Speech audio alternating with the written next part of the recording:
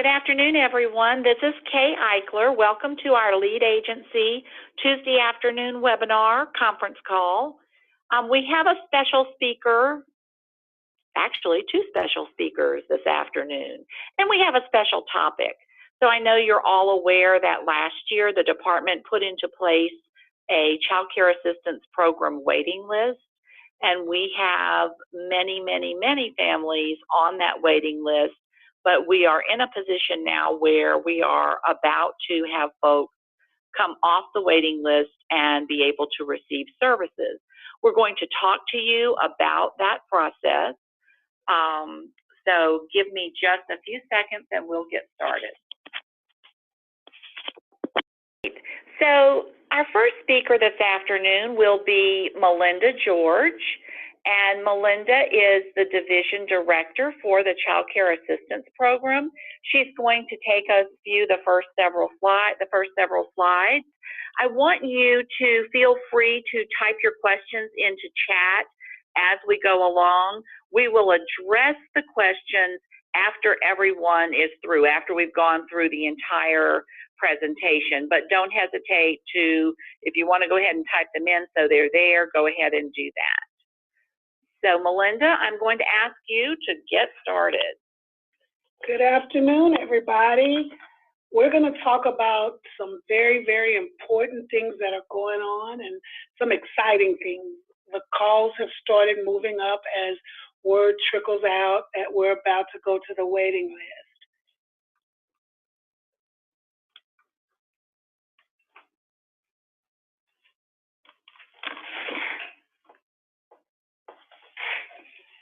Today we're going to talk about the additional funding that has been granted to the Louisiana Department of Education. We're going to review the procedures that we're going to use to remove families from the wait list and certify them eligible. We're going to share with you our timeline for this removal process, and we're going to provide information to assist you in understanding and explaining this removal process to families as they contact you in the field. We're going to provide contact information for you if you have additional questions on specific cases or specific providers. And we're going to also share with you some resources for families that are still on the wait list. So let me go with a brief overview.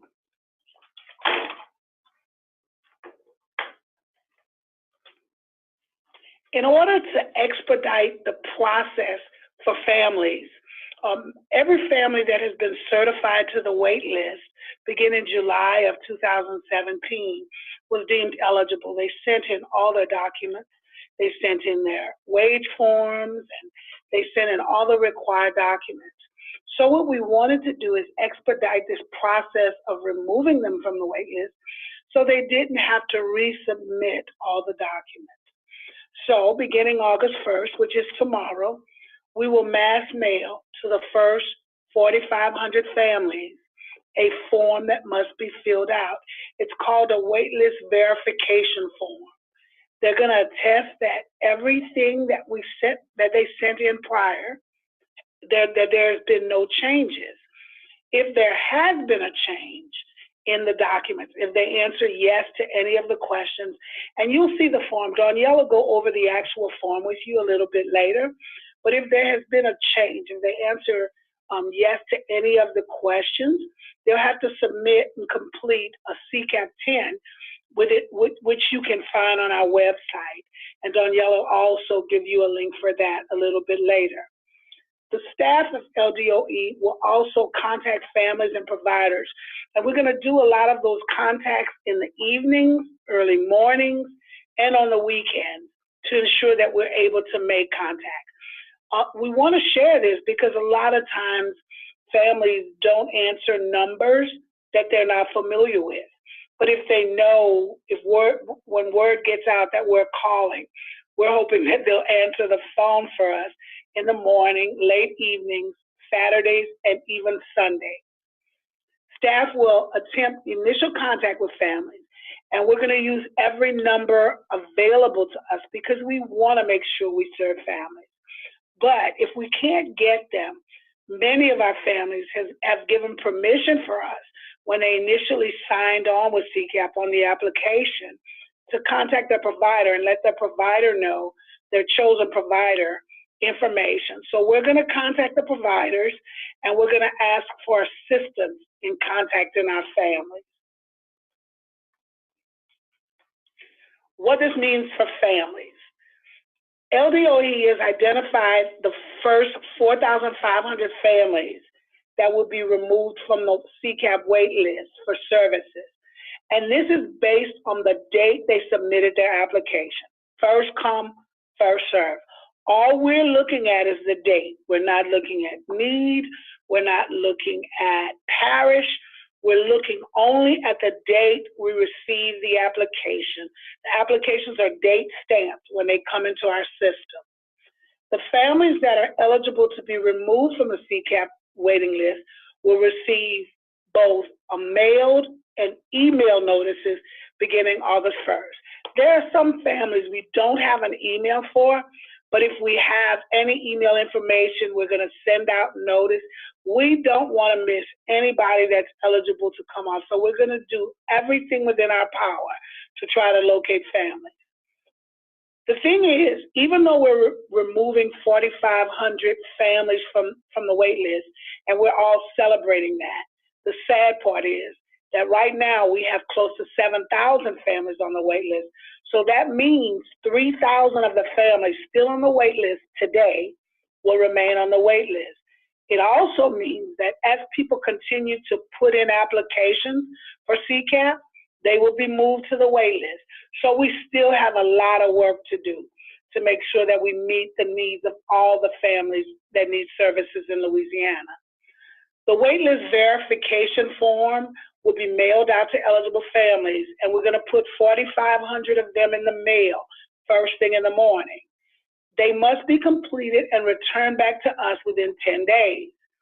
They can be mailed to us, and in this webinar, we're going to go over, you're going to see our mailing information, our email information.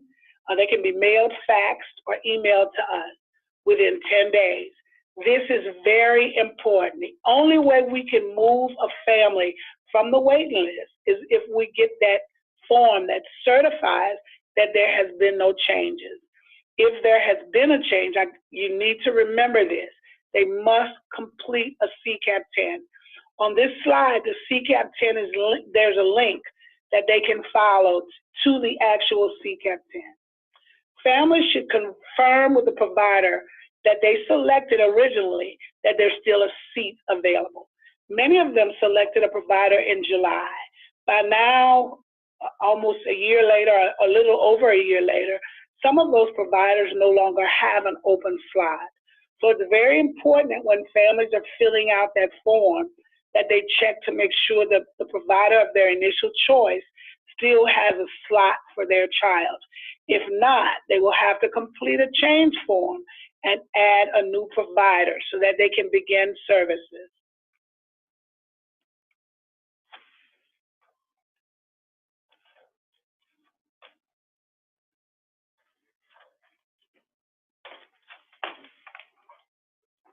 What this means for providers. Providers should begin the task of purging all information on inactive participants by contacting their quality program specialist at the help desk. And you can see the numbers that they need to use to contact them to ensure available slots. A lot of times providers have children on their roll who are no longer attending their center.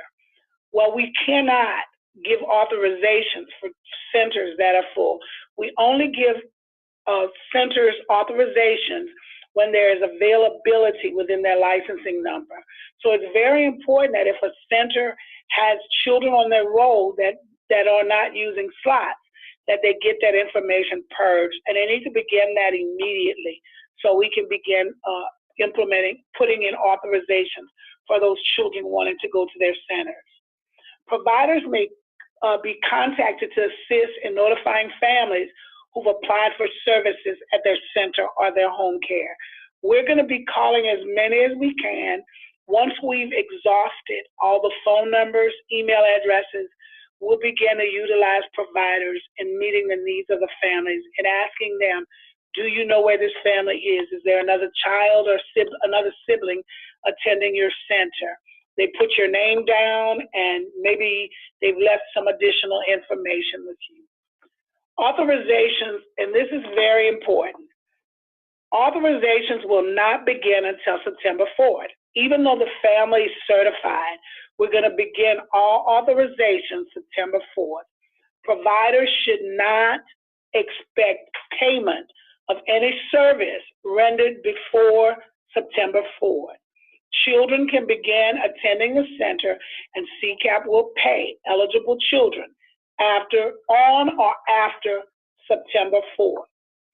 Authorization will not begin until we contact the family, and we will contact the provider, but they should, no matter what a family says, they should not accept or expect us to pay for services until September 4th. Providers will also receive mail notification when the authorizations are put in for the family. What this means for lead agencies, resource, and referral agencies. The department will post the number of children being removed from the wait list by parish, and Danielle will go back over that with you in another slide. But I want you to understand that even though the information is posted by parish, we are not removing children based on the parish. It's just that we got the information based on the way the first 4,500 fell on our wait list. We pulled off 4,500, then we divided them by parish, and we post the information so that each parish will know how many children are coming off the wait list in their area. Funding does not address all families on the wait list. That is really important. We're going to have some families, number 4,501, that we will not address unless a slot opens up. For example, in the first 4,500, we have families who are no longer interested in child care services, then we will go back to the wait list and pull off until we authorize 4,500 children. There will still be many families that are not removed, and they're going to require additional resources and assistance. This webinar is going to be posted on the website to help families and providers, and lead agencies and resource referral agencies can help parents use a school finder to choose a center. Many families who have put in an application and were thinking they were going to one provider are going to find out that provider's full. So they're going to have to choose another center that they can send their child to. And you can use a school incentive finder to help them to find this information. I'm going to turn it over to Kay now. Thank you so much.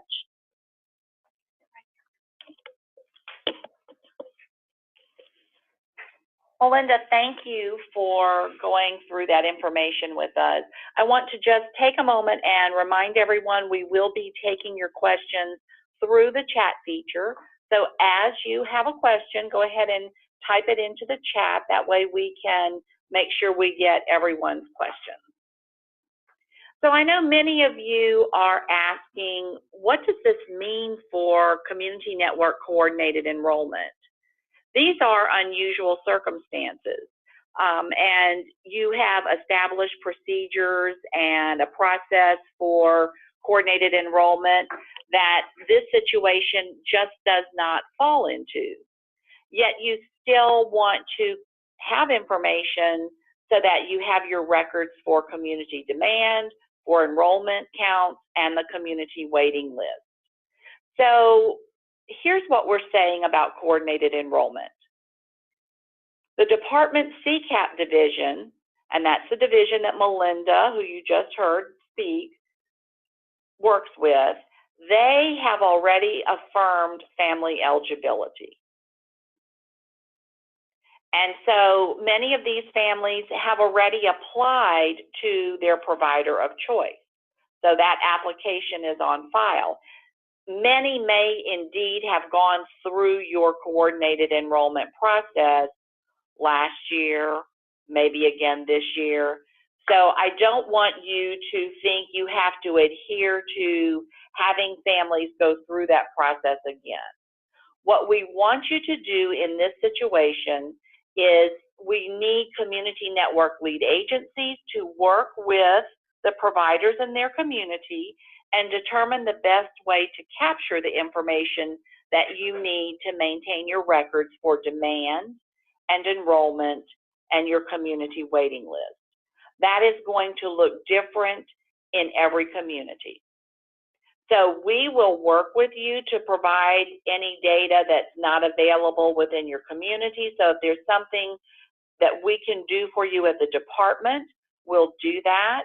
But work together to determine the best way to get that information. That means providers will be giving lead agencies information so that you do have accurate records for your demand, enrollment, and waiting list. All right, so that's that information. Now we're going to give you some detail just so you'll know and be aware of the process that families will be going through with their form. So I'm going to ask Danielle Broussard, who is our program manager with the Child Care Assistance Program, and she will be reviewing that information with you. Thanks, Kay. As Melinda previously discussed, the department has provided a waiting list breakdown that includes total count numbers by parish and children eligible to be removed by parish. The total number for children to be removed from the waiting list will be 4,500.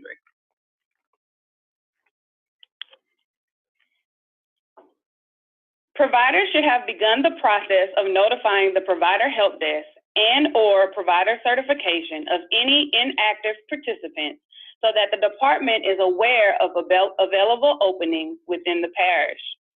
Waiting list verification forms, as previously mentioned, will be mailed to all households containing the 4,500 children on the waiting list.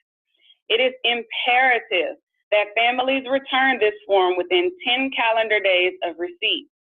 In order to exhaust every avenue in reaching families, once again, providers will be utilized as an additional resource in contacting them.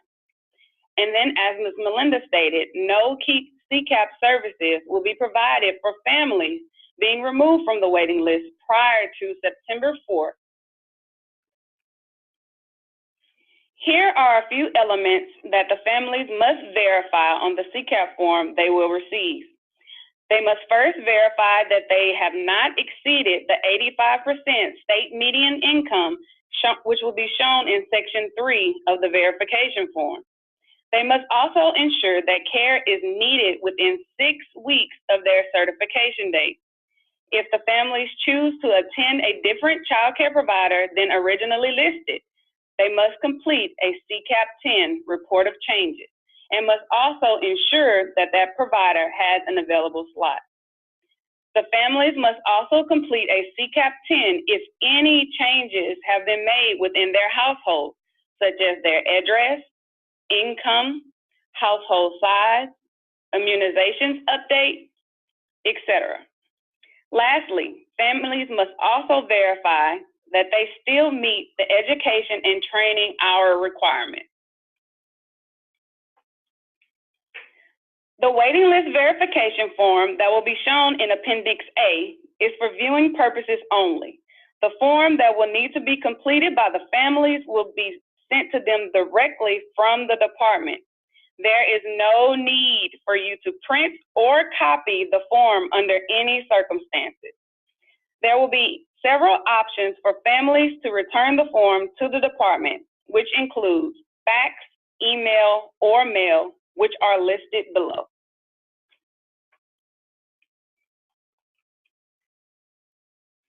Here are some additional resources and quick references for you to utilize.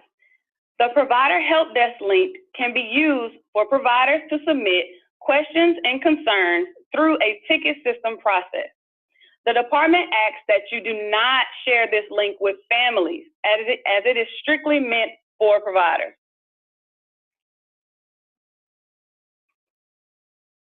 Now we will open up the floor for questions. In order to submit a question, select the chat function, and we will read and answer the questions aloud. I will provide you with a few seconds to submit them. Okay, the first question we received is, could I please show the previous slide one more time? So on your screen, you should see the child care resources once again. And remember that this will be available for public use, and you can refer back to it at any time. We were also asked, is there a sense of when the last of the 4,500 children applied for CCAP? No, there is not. We don't have that information. The next question is there an estimate of how long before the remaining 3,000 children will receive funding? We also don't know that information. The funding that we received, we're using to provide services to the 4,500. So we have no idea when we'll receive additional funding. If families don't verify within 10 days, will they be kicked off the waiting list or just not given one of the now available slots? If families don't return the form, they must reapply. That's why it's so important, and that's why we're doing everything within our power to reach families. We've begun, as of tonight, at 5 o'clock, we'll begin calling families to let them know that the form is coming. So it is very important that they send the form back, or they will have to reapply. Is there any estimate? I think you've got all those, Melissa, right now.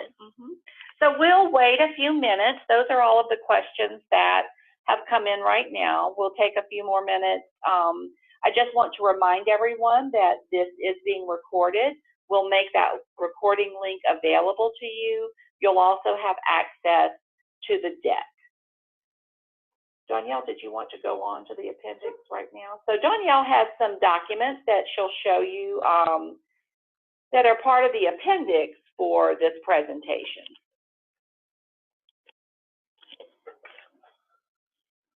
Here's a copy of the CCAP verification form. Again, this form is for viewing purposes only. The top section of the form will be pre-filled by the department and being sent out to them on tomorrow. If families select yes to all elements within the form, they are verifying that nothing has changed within their household. If no is selected for questions 3, 4, or 5, a CCAP 10 will be required.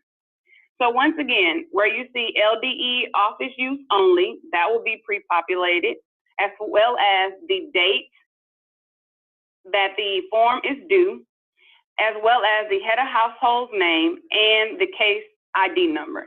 Everything else below I certify that will be the parent's responsibility, and they are also required to sign the bottom of the form. This makes the form valid once they submit it back to us. Thanks, Danielle. So meanwhile, we have another question. And Amy from Natchitoches is asking, can the lead agency receive the list of children in their parish that will be mailed a letter asking, you're asking because you want to assist families with the CCAP application and can assist with reaching out to them. So Amy, I'm glad that you're willing to be so helpful. It seems that privacy laws keep us from providing that information just carte blanche. What I would suggest that you do is contact all of your providers, let them know that families who have previously been on the waiting list are going to be receiving communication from the department, and ask them, let them know that you're willing to help any family that needs assistance with their verification and doing it in a timely fashion. So I'm glad you're available and are offering that resource in Natchitoches.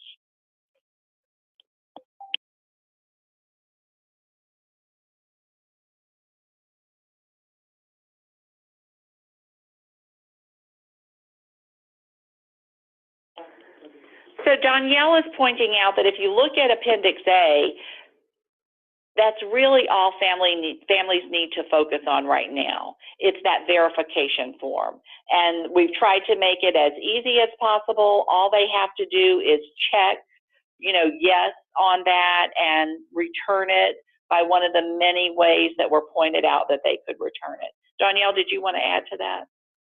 Just ensuring that all families sign the form to make sure that the form is valid, and that we reference the CCAP 10 numerous times throughout the form. So if they get confused on how to access it, you can always direct them to the website, or they can complete a report of changes through CAFE, which is their customer portal. All right. So let's see if we have any additional questions.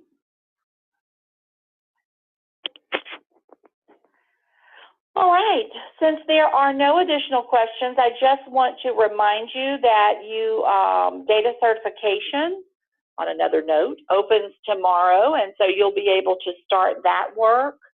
If you have any questions about that, get in touch with Nasha or Taylor. And if there's anything else that you need, you can certainly email me and I'll be available. I hope this webinar was useful for you this afternoon, and look for the deck and recording to come out soon. Thanks for joining us.